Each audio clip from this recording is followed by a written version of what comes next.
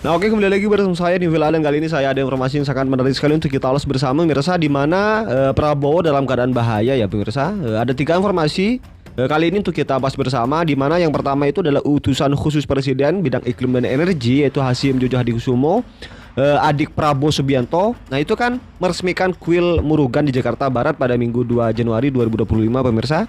Nah, kedatangannya itu kan untuk mewakili Prabowo pemirsa ya, yang disebut Prabowo itu sedang tidak enak badan. Nah, mirisnya di sini, kedatangan Hasyim mewakili Prabowo sebagai presiden untuk meresmikan kuil tersebut itu dianggap tidak oleh sebagian netizen menghargai wakilnya sendiri, yaitu Mas Gibran Raka Buming Raka. Nah, banyak orang yang berkomentar itu, kenapa tidak menyuruh Mas Gibran, kenapa menyuruh adiknya? Kan seperti itu Mirsa. Nah, tetapi sejauh ini terlepas dari itu semua, saya juga masih percaya ya akan keputusan Prabowo tersebut. Kenapa menyuruh adiknya meresmikan kuil tersebut? Kenapa tidak menyuruh Mas Gibran? Nah, itu pastinya banyak alasan sekali pemirsa. Entah Mas Gibran itu sibuk, atau juga ada agenda istana dan lain sebagainya. Kan kita nggak tahu juga pemirsa. Nah, tapi yang saya takuti di sini, hal-hal yang seperti itu takutnya saya digoreng ya. Takutnya itu digoreng oleh lawan politiknya Pak Prabowo dan Pak Jokowi. Seakan-akan Mas Gibran itu tidak dianggap sebagai wakilnya. Nah, itu yang saya takuti. Takutnya itu ada apa ya, semacam ya seperti yang kita lihat sendiri lah ya sebelum-sebelumnya. Takutnya ada gorengan-gorengan yang memang sangat sedap sekali untuk disajikan kepada para masyarakat yang memang tidak bisa memfilter terkait dengan isu-isu yang seperti ini.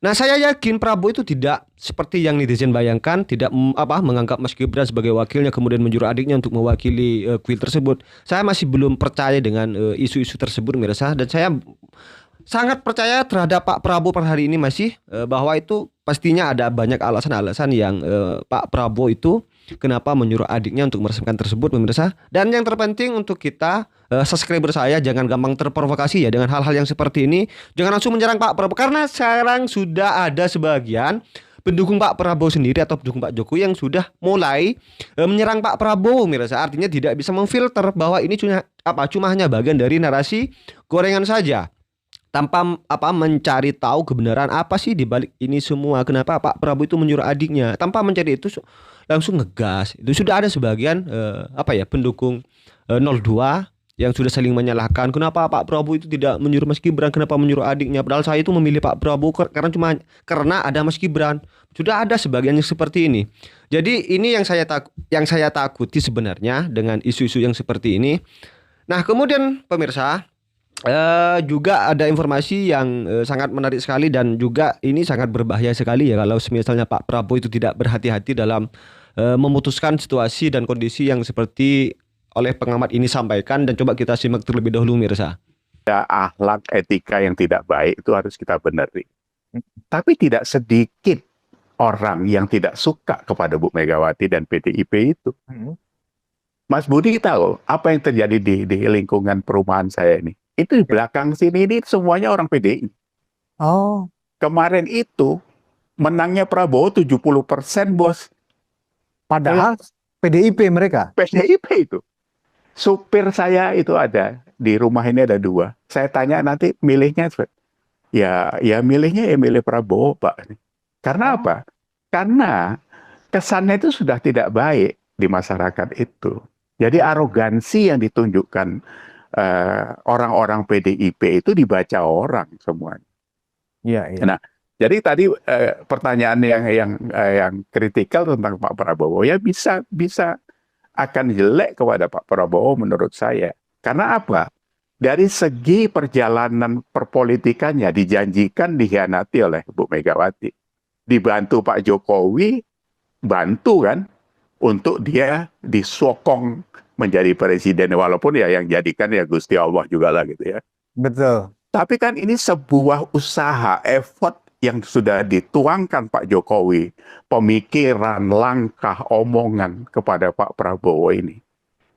Kalau urusan dengan Gibran, saya pikir Pak Jokowi itu bukan orang kemaruk itu. Dia anak yang mau jadi presiden sama enggak itu urusan lain sama dia. Yang dia urusin ini negara ini, Mas.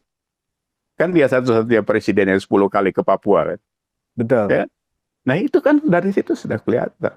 Jadi resikonya kalau sampai Pak Prabowo salah hitung, ini ya tidak baik menurut saya. Tapi ya itu tadi kalkulasi politiknya kan saya tidak memahami begitu dalam. Gitu.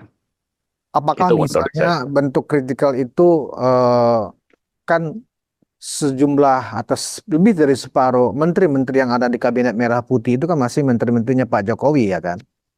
Apakah mungkin salah satu konsekuensinya nanti bisa saja kabinet ini kemudian menjadi goyang gitu ya, loyalitasnya mungkin menarik diri dari koalisi dan seterusnya. Apa sejauh itu Pak Iyas melihat dampak negatifnya ketika Bu Mega lebih memilih ke Pak Prabowo lebih memilih ke Bu Mega maksudnya? Nabung di Krom aja, bunganya hingga 8,75% per tahun. Banyak kebutuhan dadakan, ajukan aja di Ada Kami. Saya pikir tidak sampai ke sana karena bapak-bapak orang-orang yang pintar-pintar di partai, di koalisi itu kan orang-orang yang cerdas ya. Jadi saya pikir pengorbanan untuk sampai ke sana itu kan menghancurkan Indonesia sendiri. Itu saya pikir nggak sampai ke sana lah. Tapi kalau soal menteri kan memang ya dibilang itu sekarang ada orangnya Pak Prabowo, Pak Jokowi lah, ini orangnya Mulyono lah dan sebagainya. Saya melihatnya seperti Bu Sri Mulyani, siapa lagi, Pak Basuki ditaruh di GAN. Itu orang-orang yang capable untuk memegang bidangnya kan. Jadi itu yang dipertahankan Pak Prabowo untuk berkelanjutan ke depan supaya tidak apa ya. Kalau ada cut off kan nanti mulai dari nol lagi. Kalau tiba-tiba sekarang ada yang error ya itu sudah manusiawi lah Mas Budi kan. Yang baru-baru aja kan juga kayak gitu. Mungkin tidak siap mental, masih muda-muda, dijadiin menteri loncat sana loncat sini. Ya udahlah nanti Pak Prabowo yang review itu gitu nanti kan ada waktu resapel dan sebagainya. Tapi kalau sampai Bu Mega umpamanya sepakat gabung menjadi koalisi kayak atau apalah namanya, itu selama dia punya niat baik dan membuat koalisi ini makin bisa bekerja dengan bagus tanpa gangguan ya, saya pikir pasar juga akan menerima kok. Gitu. Koalisi rekonsiliasi ini kan harusnya dilakukan kan menurut saya, tapi jangan menang-menangan gitu, kan nggak bagus. Ya. Berkoalisi menang-menangan, rekonsiliasi menang-menangan, namanya aja reconcile kan. Ya harus sama-sama mengisi kan gitu kan. Ya, itu sebenarnya sangat ideal Pak Iyas. Ideal. Bu Mega bergabung dengan koalisi Merah Putih ini tanpa syarat lah ya. Iya. Oke, bergabung. Saya akan menerima, tapi tanpa harus A, harus B, harus C, yang kemudian itu merugikan pihak-pihak yang selama ini juga ada di dalam koalisi Pak Prabowo, kan begitu Pak Iyas? Iya, saya pikir apa yang dilakukan oleh Pak Surya Paloh ya, sekarang ini kan dia tetap mendukung koalisi Merah Putih ya, tapi dia tidak ada di kabinet umpamanya gitu. Kemarin minggu lalu kan saya ngobrol dengan De Irma Caniago ya, ngobrol lain lah tentang pajak, tentang macam-macam, saya tinggalin catatan sama beliau. Nah, ini saya pikir statement itu saja itu sudah bisa mendinginkan suasana. Jadi nggak kesannya itu mencari-cari kesalahan gitu. Kalau sekarang yang kita lihat dari kawan-kawan di PDIP ini, mohon maaf lah saya ya, itu ada di Sitorus lah, segala macam itu. Itu kan sebenarnya penyerangannya itu kadang-kadang itu cuma hoax atau itu dibuat-buat itu tidak baik dan itu akan kembali kepada mereka sendiri. Jadi hasil yang mereka terima sekarang itu adalah tabur tuai Mas Budi. Iya. Tabur tuai itu. Jadi kita ini kan sudah dikasih tahu ya orang-orang ulama lah atau orang-orang yang jauh lebih pintar dari kita. Jangan menyimpan sakit hati, jangan menyimpan dendam, jangan membawa marah dalam tidurmu. Mati sel otakmu itu, iya kan? Iya. Iya kan? Emosi itu kalau dibawa tidur itu mematikan sel yang tumbuh malam hari kan, Mas Budi? Iya. Apa kita mau matikan sel kebangsaan kita sekarang? Untuk ego itu. Ini kan marah terus ini. Ini bisa mematikan sel kebangsaan karena hasutan semuanya salah pemerintah ini. Itu kan tidak benar sebenarnya. Makan bergizi gratis Kan Bu Mega juga waktu nyampaikan, mana cukup 10.000 ya. Kalau ukurannya menteng ya nggak cukup. Iya. Tapi kalau ukurannya Probolinggo ya lebih-lebih. Oh, nasi pecel 4.000 di sini. Iya, iya, iya. Ya kan? Nah itu kan harusnya proporsional gitu. Iya. Kemarin saya juga ngobrol kawan dari Papua, telepon saya. Kalau Papua memang nggak cukup, karena memang semuanya kan mahal Mas Budi. Ya. Itu harus dimintain budget tambahan gitu. Tapi di sana ya ikan tinggal nangkap. Tapi kalau telur lebih mahal sama beras lebih mahal. Jadi proporsional gitu kan. Jangan asal jeplak aja gitu kan, dilempar ke ranah sosial. Jadi Nah, image-nya tidak bagus. Pak Iya, sebenarnya motif atau tujuan dari Bu Mega ingin bertemu Pak Prabowo ini apakah murni untuk kepentingan kebangsaan, ya kan? Kepentingan kita ingin menjadi negara maju di 2045, ya kan? Indonesia emas, atau sebenarnya tujuan jangka pendek? Dalam arti Iya. begini, kan sekarang Hasto ini kan sedang dalam kasus tersangkut di KPK, ya kan? Iya. Suap dan merintangi penyidikan, bahkan sudah masuk Iya. ke pengadilan. Kemudian ada rumors bahwa negosiasi yang diharapkan dari pertemuan Bu Mega dengan Pak Prabowo adalah di pra-peradilan menang, kan begitu. Iya. Seolah-olah Presiden bisa atau Pak Prabowo itu bisa mengintervensi pengadilan. Iya. Apakah itu tujuan sebenarnya dari pertemuan ini menurut Pak Iyas? Saya melihatnya tujuan jangka panjangnya saya nggak jelas. Karena saya pikir, mohon maaf sekali lagi saya, Bu Mega itu tidak sekuat Prabowo dan Jokowi membangun visi misi Indonesia. Yang pasti itu kalau menurut saya Mas Budi, itu adalah tujuan jangka pendek saja. Karena begitu Hasto jadi tersangka kan ribut sini. Ada video yang diumpetin di Rusia lah, sama Koni. Videonya mana? Mana videonya? Dokumennya Tunjukin mana? saja. Nah iya, dokumennya mana? Jadi jangan gertak sambal mengada-ngada seolah-olah mau bargaining position kan gitu. Ya. Nah ini yang dibaca orang di pasar ini. Dibaca orang sampai ke level sholat Jumat ini. Iya Mas Budi, benar. Karena kita Maksudnya habis sholat gimana Jumat. Pak Iyas sampai ke sholat Jumat segala? Karena semua bapak-bapak itu di lingkungan saya ini ada pensiunan jenderal lah, ada macam-macam. Jadi politik ini mereka ikutin.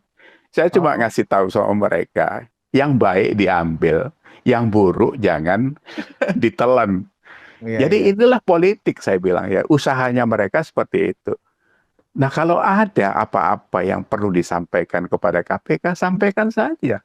Saya bilang kan kemarin, kita menunggu ini kalau ada video itu. Entah video apa kan kita nggak tahu. Ya. Nah terus statementnya Mbak Puan kan bagus itu. Ya kalau kasus hukum dihadapi katanya kan. Artinya Hasto harus gentle dong. Kalau ada apa-apa ya dia harus hadapi itu. Iya kan? Jadi lebih ke tujuan jangka pendek sebenarnya. Iya jangka pendek kalau menurut saya. Mau melepas isu itu. Karena kalau kita lihat sejarahnya Harus Masiku, itu catatannya kan panjang. Yang tanda tangan pertama Hasto sama Bambang Pacul. Yang kedua Hasto sama Yasona. Yang ketiga Hasto sama Bu Mega. Nah kalau itu menjadi kasus, itu kan semuanya kena itu. Itu sudah dibeberin di medsos di mana-mana itu. Nah ini kan harus mereka sadari bahwa itu tidak bisa disembunyikan. Rekam jejak kita sekarang ini Mas Budi, ya, cuma mandi telanjang aja kita yang nggak diintip orang gitu kan. Yang lain-lain apa? Jadi saya pikir ya kalau buat saya kesimpulannya ya untuk jangka pendek itu supaya lepas kan gitu. Kalau hanya untuk tujuan jangka pendek seperti itu, semua orang yang rasional ya, saya pikir yang objektif ya, pasti nggak akan setuju Pak Prabowo kemudian mau menerima pertemuan dengan Bu Mega. Karena kan pertama itu kan berarti mendorong presiden untuk menabrak hukum, kan begitu. Demi politik. Walaupun dalam politik nggak ada yang nggak bisa, kan begitu Pak Iyas? Itu iya, tapi saya pikir gini, Pak Prabowo pasti lebih wise. Persoalan ketemu satu hal, Tapi di bargaining masalah hukum mungkin Pak Prabowo tidak mau. Oh. Saya kok punya keyakinan itu. Kalau reconcile-nya masalah pertemuan untuk mengadepkan perpolitikan, itu satu hal, Mas. Ya, sepakat. Tapi gitu. kalau itu kita harus sepakat. Ya, ya. Tapi kalau dia menyerempet dengan dihentikannya perkara, itu pasti semua orang tidak setuju. Nah ya seperti apa komentar kalian pemirsa terkait dengan konten kali ini ya seperti apa? Tulis di kolom komentar ya. Dan ya sekali lagi seperti yang saya tadi jelaskan atau sebutkan, jangan gampang terprovokasi oleh gorengan-gorengan isu-isu yang seperti ini yang juga tidak bisa dipertanggungjawabkan kebenarannya. Ya karena kan kita cumanya biasanya itu menilai tanpa kita mencari tahu kebenaran dan alasan kenapa seperti itu kan seperti itu pemirsa. Dan juga kalau pemirsa jangan lupa tekan tombol subscribe-nya biar kalian tidak ketinggalan informasi-informasi terbaru dari channel ini. Movila, subscribe dan salam demokrasi dan salam NKRI.